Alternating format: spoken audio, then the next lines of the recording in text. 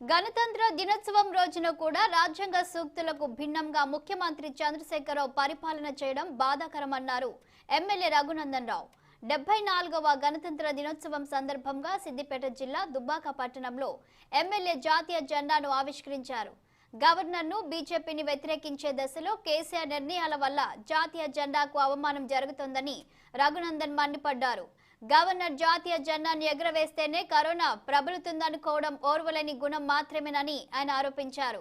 సర్వోన్నత న్యాయస్థానం parade ground లో జెండా వేడుకలు నిర్వహించాలనే మాటను సీఎం కేసీఆర్ తుంగలో తొక్కడం బాధాకరమన్నారు రఘునందన్ రావు.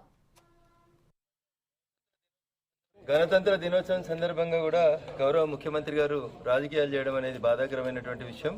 భారత రాజ్యాంగ నిర్మాత గౌరవనీయులు బిఆర్ అంబేద్కర్ కలలు కన్నటువంటి స్వతంత్ర భారతావని ఇది కాదు.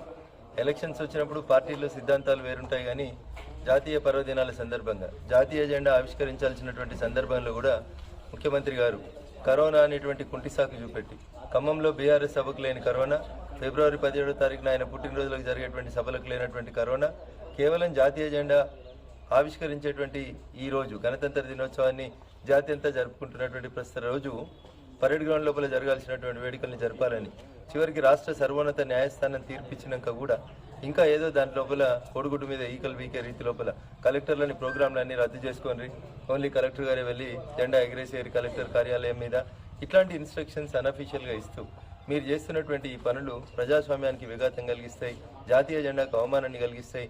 ముఖ్యమంత్రి గారు రాజకీయాలు చేసుకోవడానికి అనేక వేదికలు ఉంటాయి, కానీ 15 ఆగస్టుని 26 జనవరిలను కూడా రాజకీయ వేదికలకు వాడుకోవడం అనేది దురదృష్టకరం. ఎలక్షన్ల కోడ్ పరిధి లోపలికి తీసుకొని వచ్చి చూడండి.